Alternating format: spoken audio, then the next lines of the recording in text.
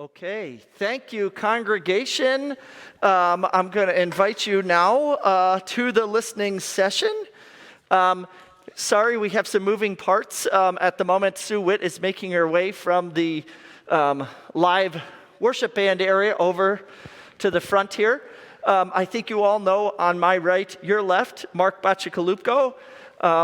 Then we have Dick Halapsak. We have Richard Johnson. And Sue Witt is sneaking her way on stage. So I'm just going to start off. We have been asked several times about, well, why us? Great question. I don't know. I've asked that a couple times too in my life. And I think we're not alone. When I think about Jonah and the belly of whales, he might have said, why me? I think Moses and a burning bush was a pretty humbling moment in which Moses was like, really, Lord? And I think fishermen that dropped their nets to follow Jesus, to follow the call to be a disciple, had to be a harrowing experience. So this is a call question for me, and two things that I'd like to share about that. I remember being in Fort Myers, Florida. When I was in Fort Myers, Florida, was the housing crisis in the early 2000s, in which many people were losing both jobs and their homes. And our church was involved in the monthly going to the Fort Myers shelter, and at that shelter serving the meal. Every time was a different experience, and I remember one of the members was out taking the meals from the kitchen. Only adults were allowed to go out to the general area. And he came back in, and he was white like a ghost. And I remember saying to him, "Are you okay? Is everything all right?"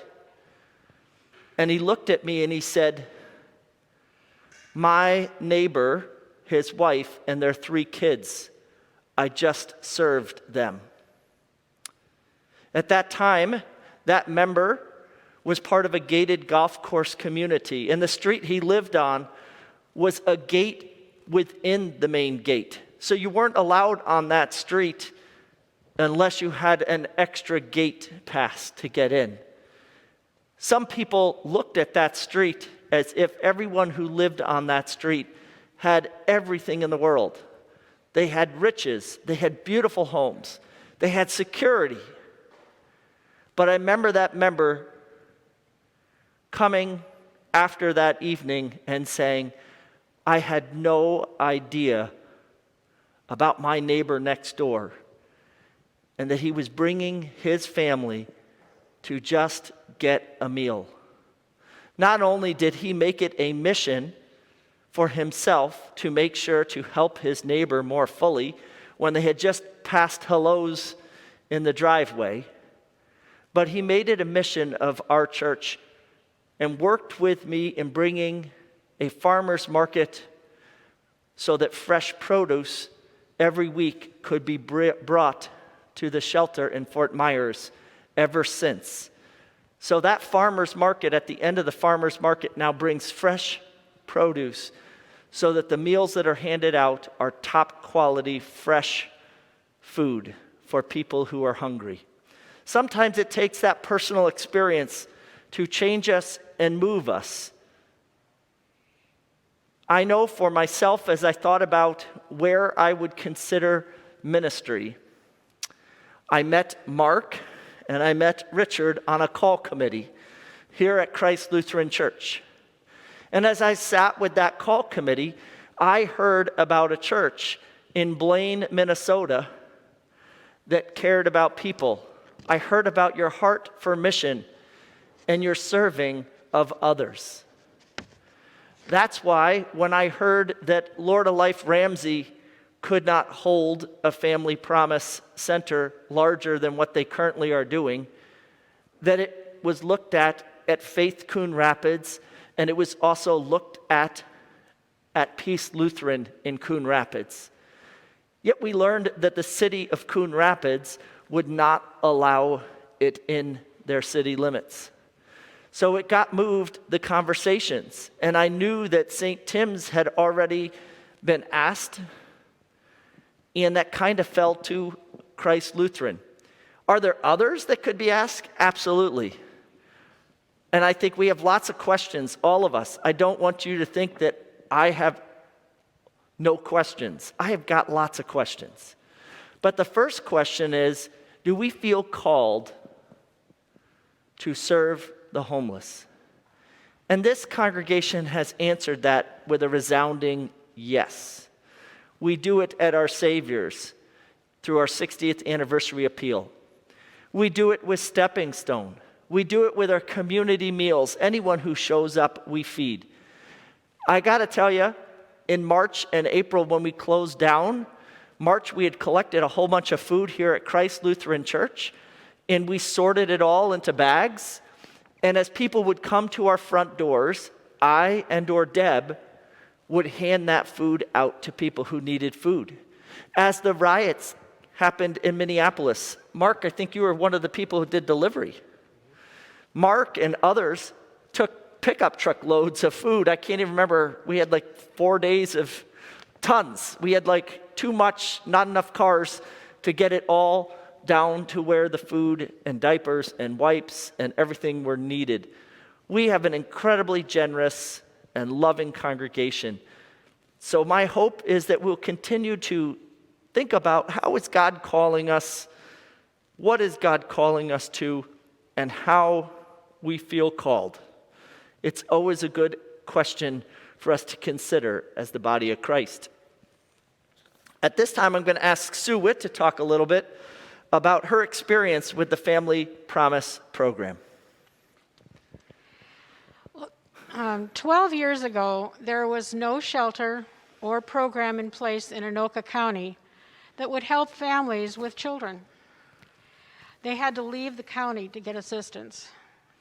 That was when several churches and some people in the county started looking at the Family Promise model, which has been in existence nationally for over 20 years at that time.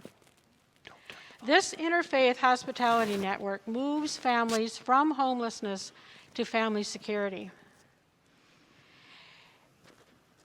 After the families are come into the program, one of the first things they are screened. A case manager does an intake. This is where the families have to agree to rules and regulations that they agree to abide by. The families have weekly, monthly goals. There's many supports in place for families that are the current families, as well as families that have left the program or have moved into housing. They still do some follow-up. There is no typical family.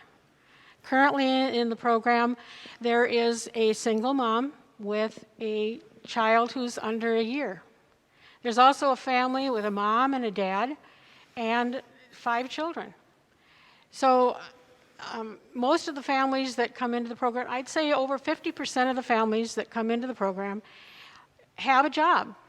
They just don't have enough to sustain housing.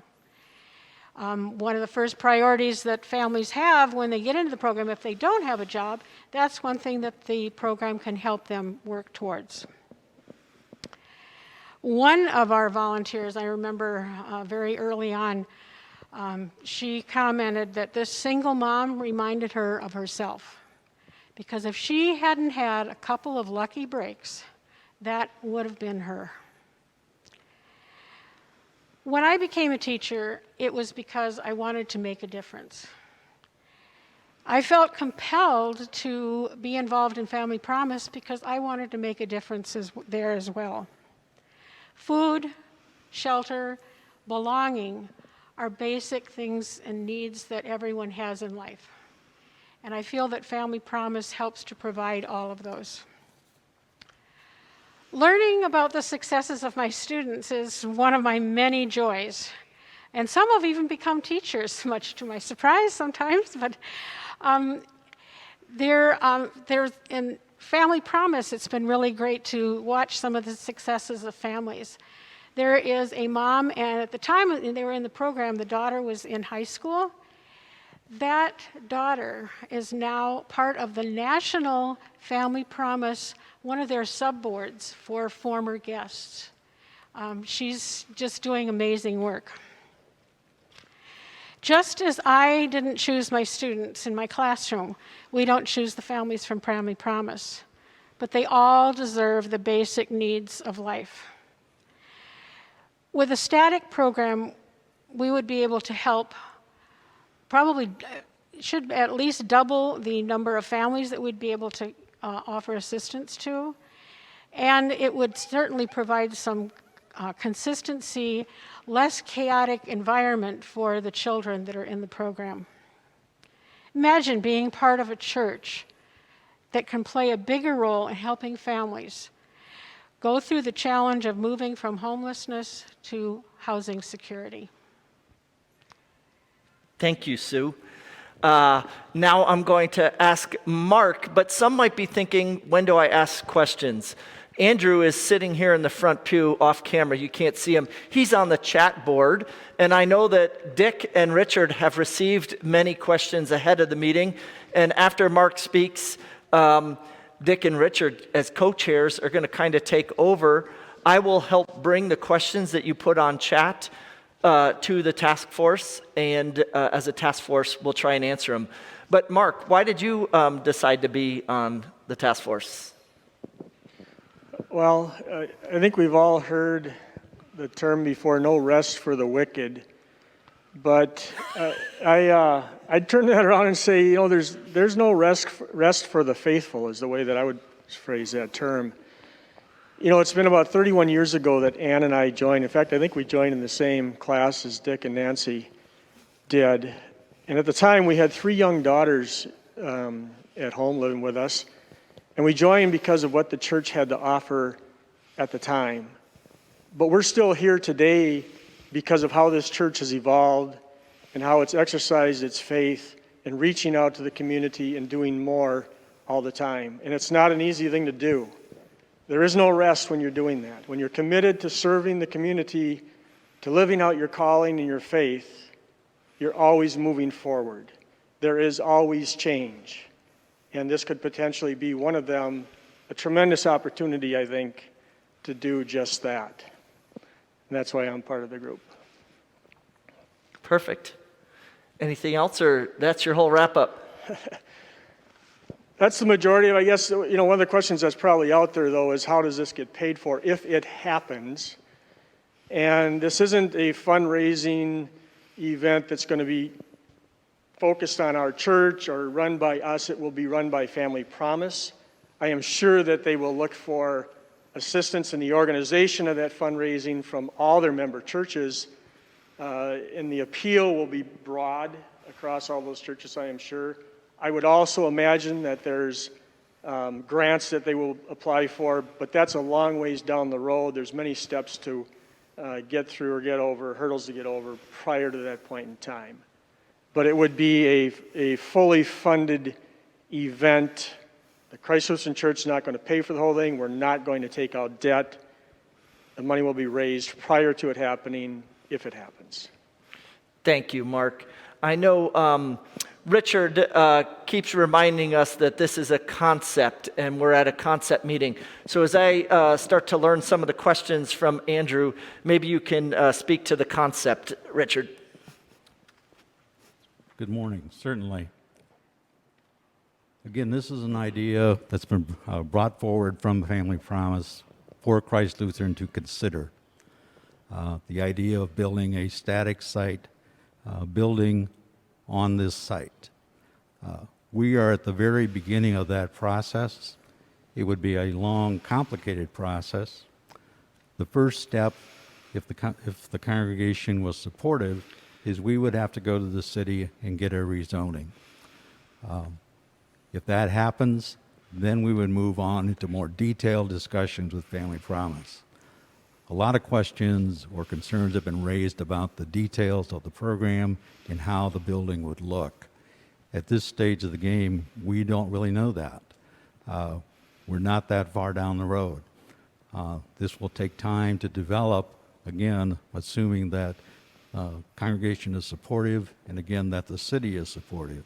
And those are all steps that we have to go through before we can kind of get into that nitty-gritty of detail and discussion with Family Promise.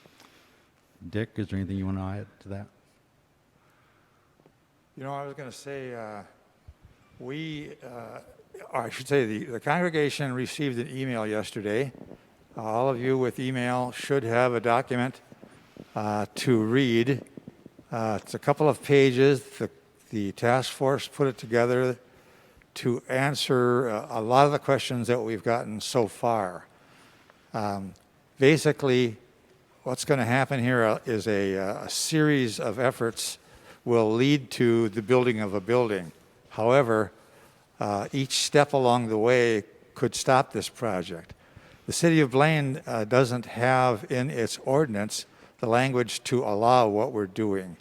And it's not that there's something wrong with it, it's just that they've never been asked before to have a facility that Family of Promise is proposing on a piece of property that's owned by a church.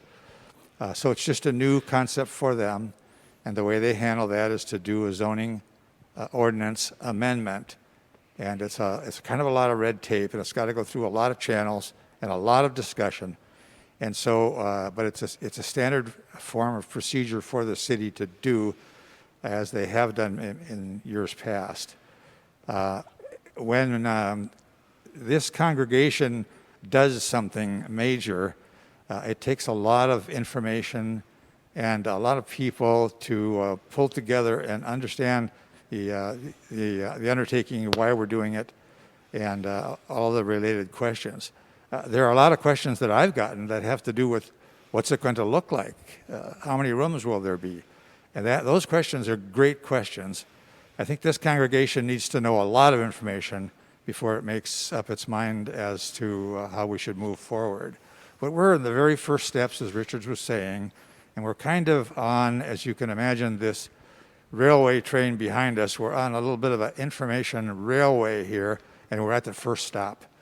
We are going to do one thing this month. We're going to ask the congregation to vote on the concept of asking the city for a zoning update to include this kind of a use. The city seems to be in favor of this. I've talked to some of the people on the council. I think this will go fine. There will be lots of questions, and those questions are great. We want those questions. And so we're at the beginning. So the first one, which I know, Richard, you've served as a board president for Family Promise. I actually am just now new to the board. It's a great question from Mickey Bludorn. Has a partnership with Lutheran Social Services been considered? Not that I'm aware of, but I think that would be a resource that Family Promise would probably look at in terms of where do they get funding. They're going to be looking at a variety of funding sources to support this kind of a project. Cheryl Keene would like to know, if the city doesn't approve the rezoning, is there any way to move forward? How certain are we that rezoning would be allowed? Dick, do you want to handle that one? Right, like I mentioned, we have talked to the city planning department and some of the city council people, and I think this will happen, but unless this happens, we don't go forward.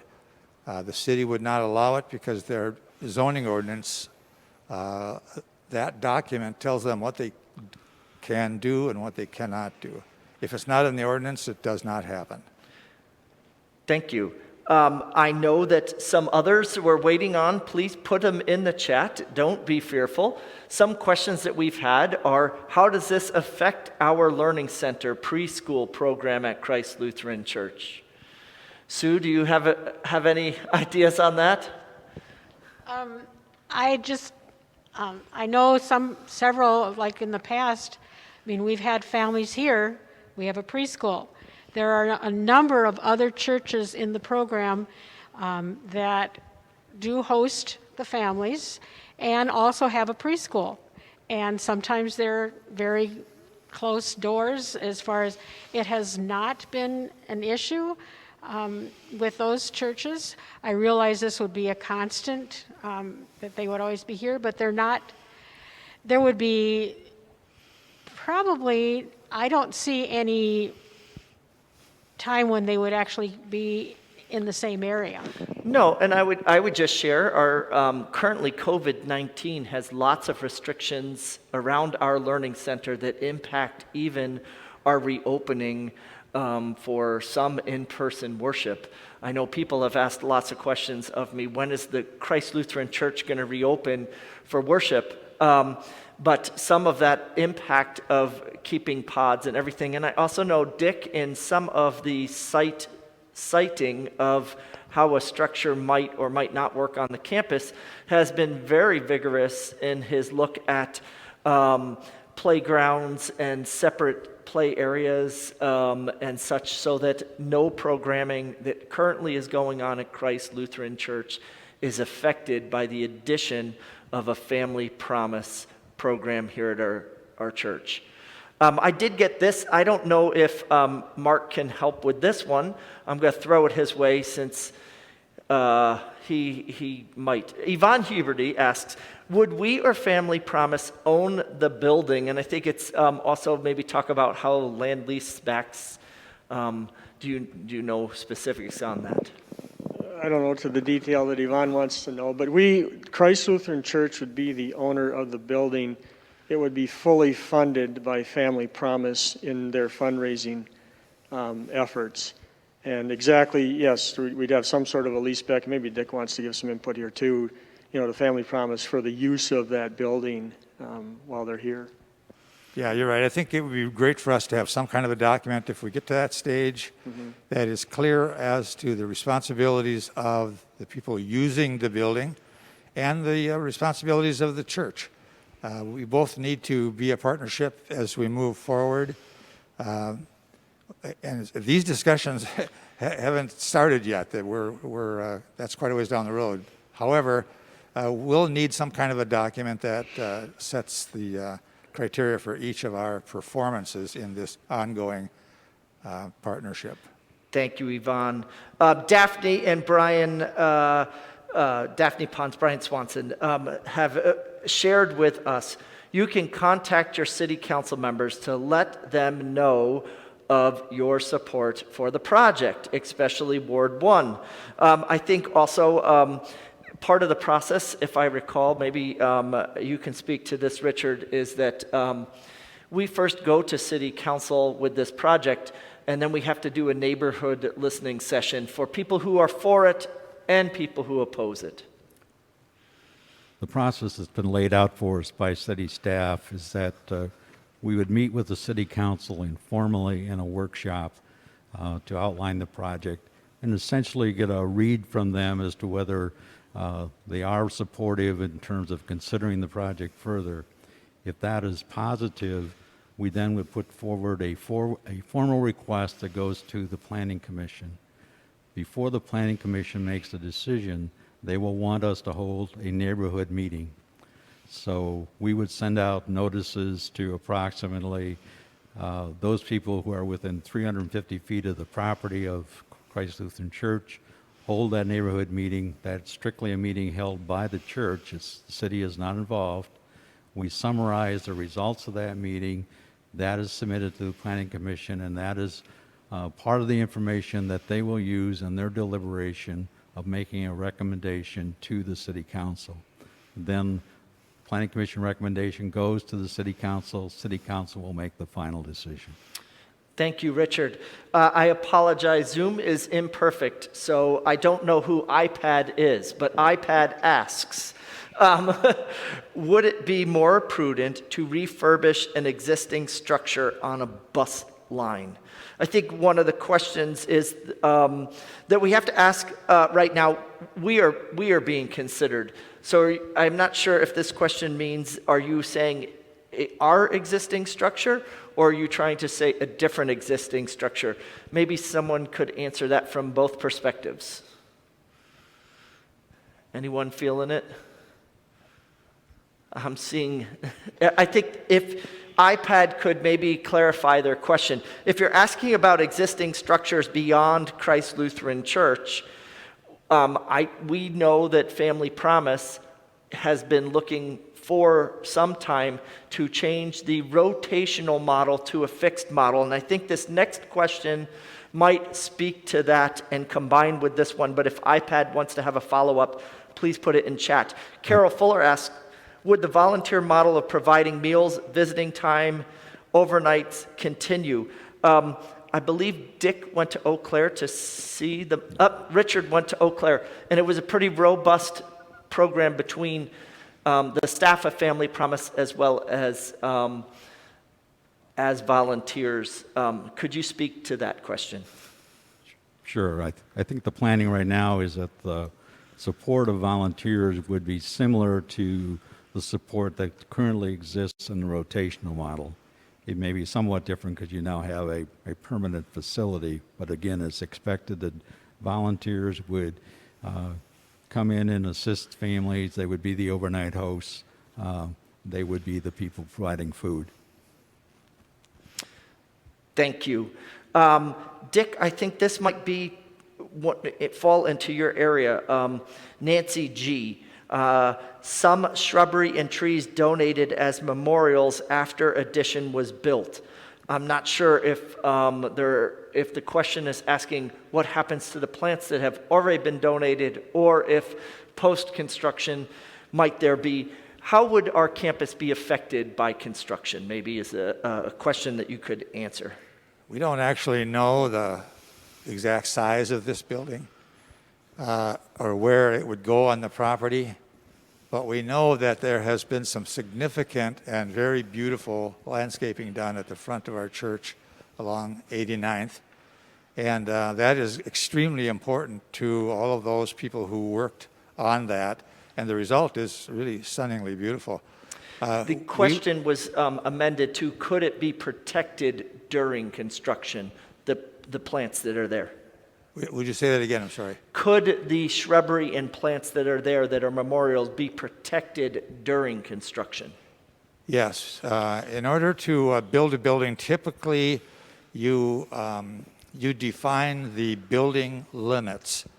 And that means that the contractor cannot go by past a line that you either put a fence up with or ropes or something, so that they know they can dig, they can drive heavy equipment up to a certain point and not go beyond that point.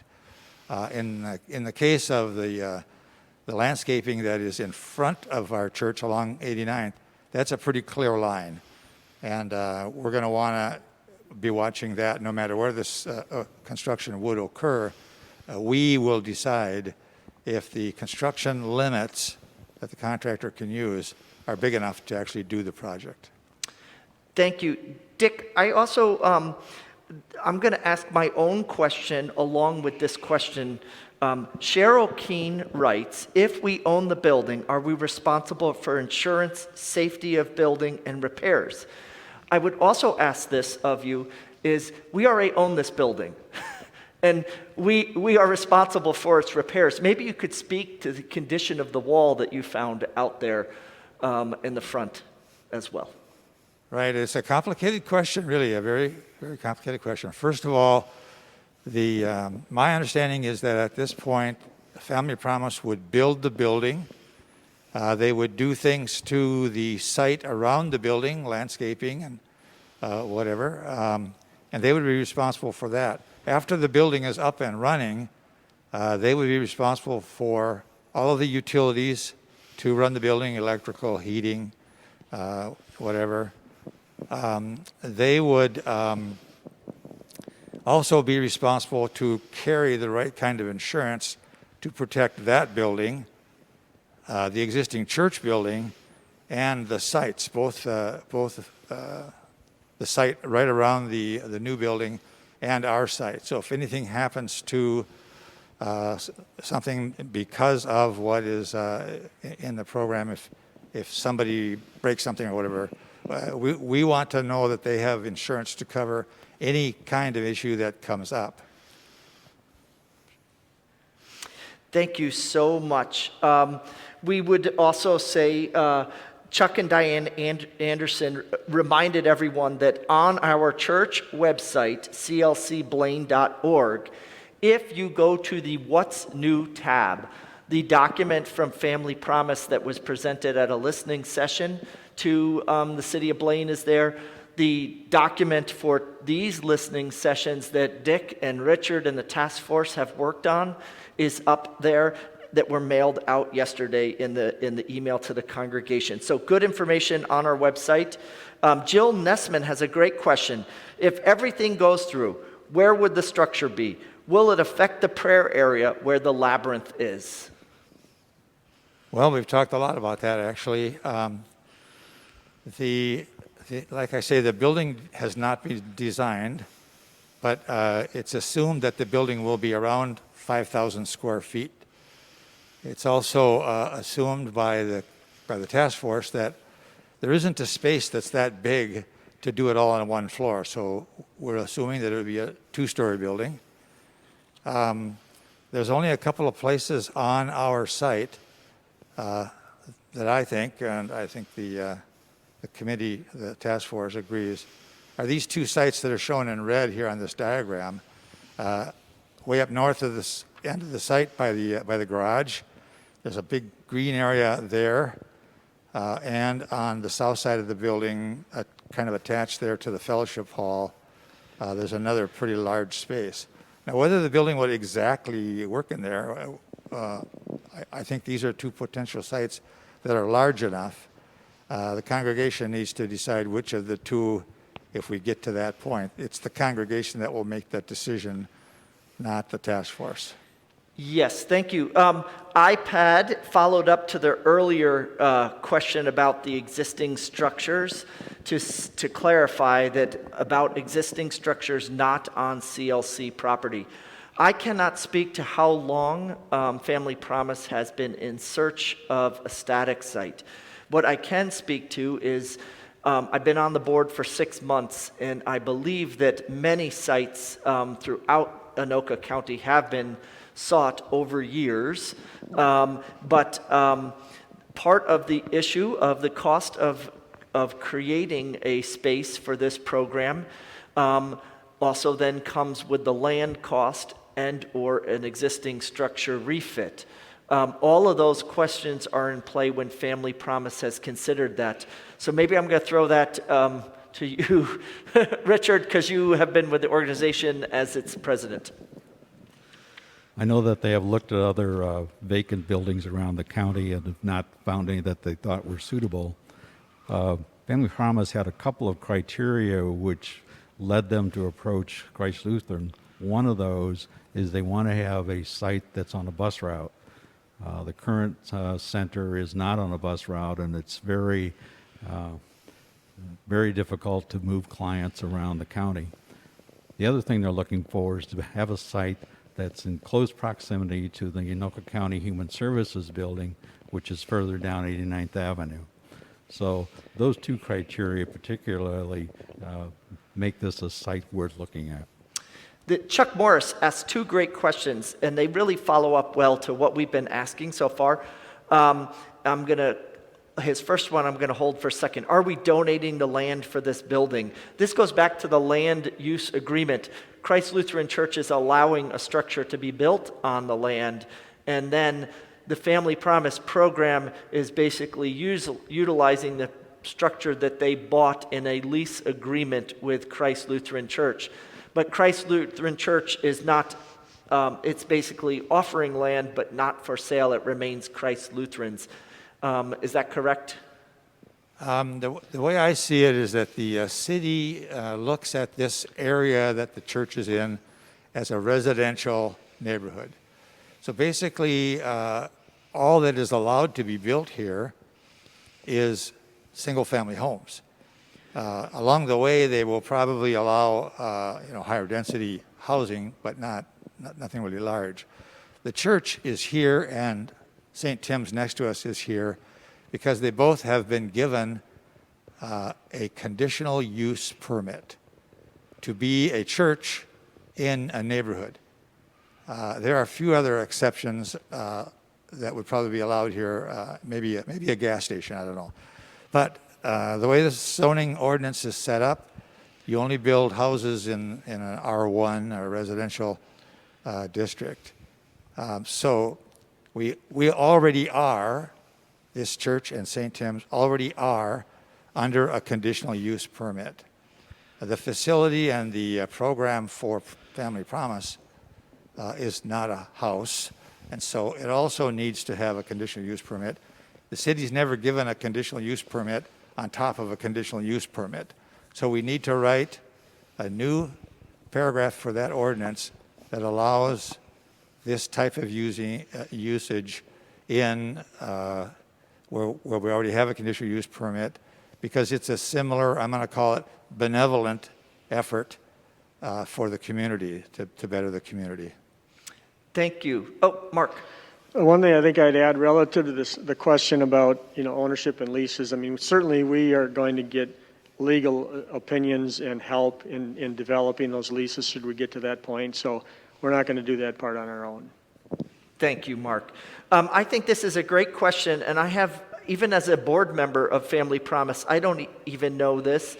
What is the success rate of Family Promise? And I'd be curious, I wonder what the screening process screens out so that it assures success. I know that Family Promise National is highly touted in the realm of success rate for homelessness to home security. I don't know if Richard or Sue knows what the success rate of Family Promise is. I'm not sure I know a rate. I think one of the criteria I would use of success is Family Promise is a 90-day program. People come into and are allowed to participate up to 90 days. On average, people move out of this program within 50 to 60 days. So that's a pretty high success rate in terms of moving them into some kind of stable housing without having to go the full 90 days. That doesn't mean some people don't go 90 days, because some do, but on average, it's between 50 and 60. I don't know, Sue, if you know more than that. Yeah, as far as overall, I think it's somewhere between 75 and 80%. It might be a little higher, but you have to realize some of those are people who choose, there are families that actually choose to move out of the program for a variety of reasons. Sometimes they just don't, they have to abide by some very strict rules, and sometimes they self-select to just move out. This program is not working for me. Thank you.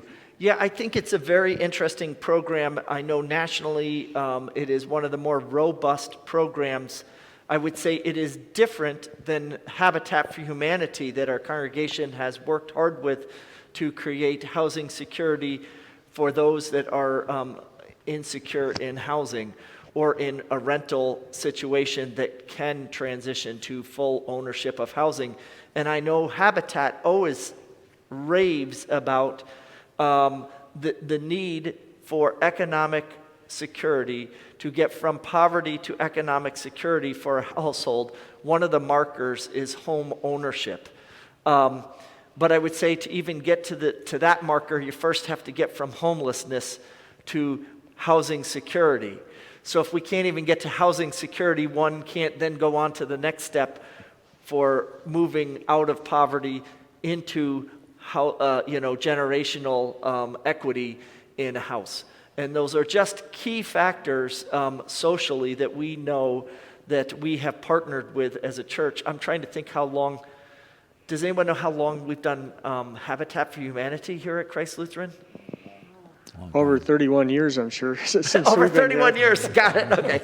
For a while. Okay. And then I know our partnership with St. Tim's has been now over 17 years, I believe, for Habitat for Humanity. And I'm reminded that St. Tim's and all the wealth of congregations interdenominationally that partner with Family Promise. Now, I will proudly say that many of them are Lutheran. Did I say that out loud? I think I'm allowed to say that. Someone's going to put in chat that I shouldn't have said that. But I am proud that Christ Lutheran is one of the congregations, and we are one of the founding congregations for Family Promise, Anoka County. Andrew has patiently waited by the chat here, and I don't see him waving any new things at me. Oh, he's waving now. But the blue hair is blinding me. And I am thankful for the task force. We invite you not to stop after listening today, but to come back Wednesday night for our second session. If after Wednesday night we don't need the third session on Sunday, we may or may not next Sunday. Somehow we had committed as a task force to two sessions, but the third session got in the newsletter. So potentially we have another listening session with a smaller group next Sunday. Yes? I just want to throw in one more thing relative to the question about the relationship with the preschool and nursery school and things like that. I mean, we've talked about those things to some extent, but certainly we'll want to involve Nancy Heemstra and other leadership in that side, of our ministry into the conversation and, find out if there's any concerns from that side. So we'll know all about that. Here is the wonderful thing that I remember. Some people want to say, how did this come about and all? I think it's important to remember as a congregation that things all the time come about at Christ Lutheran Church. And many things happen. And then when it gets to the place that we have something to share with the congregation, we do. So as this unfolded last fall that Family Promise discovered that many of the other sites weren't possible, but that Christ Lutheran was possible, our church council said, yes, let's form a task force. When that was percolating, we asked people who might be willing to be on the task force. I'm going to throw Mark Bacigalupo under the bus on this, in that he somehow hinted to me that he was getting bored and heading to retirement. And so I said, oh, do I have a project for you? And Dick Halopsuk and I finished putting the new speakers in the sanctuary project, and I know his ability to manage a task like this is expertly needed for our congregation. So Dick got wrangled in because Richard and I said, well, let's go get Dick. So Richard, again, like you, Mark, said that, well, I've got time. I think I could do something like this. So he got on the task force, and we just started exploring the conversation. As the conversation unfolded, this is why we are coming to you today as a congregation, because we say, I don't know if we're called to this. We don't have all the answers. We don't even know half the questions that we should be asking. But we know that homelessness is a problem. We know that to serve our neighbor is to be called to the big things. Our 60th anniversary appeal, I just this morning was able to show Richard the new windows that are being installed here. We have had questions about why haven't we finished those projects yet?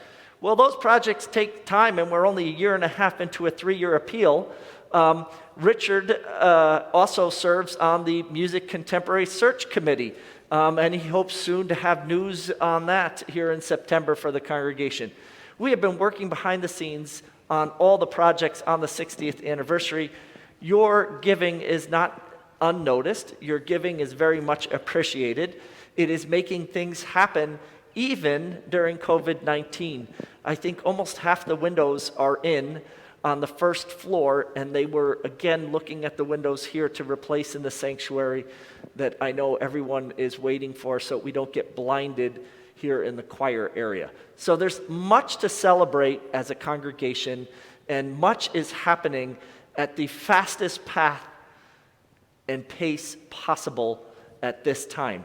So I'm also reminded that COVID-19 slows everything down. It just takes longer to do simple things. We thought we were going to send the newsletter out when the copier broke. The copier company said they had no technicians because they've let them all go. So it's taken longer to get a technician to fix the copier.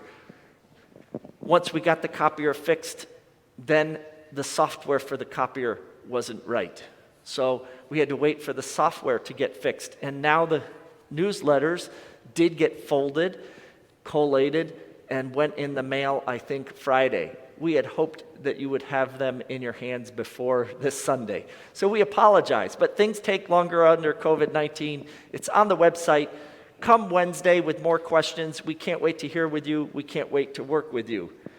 We got one more question from Nancy Palmquist. What can we do now? Her answer is pray and trust Jesus. So let's pray our ways out of this. And I always pick on someone. Let's see. Andrew did such a great job on the sermon. I'm going to give him my mic.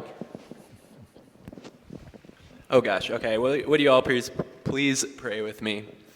Hey God, we thank you for this time together to listen and to learn. Help us to be people of faith that help other people to know God and to know love and to know housing security. Help us as we continue this journey. In your name we pray. Amen.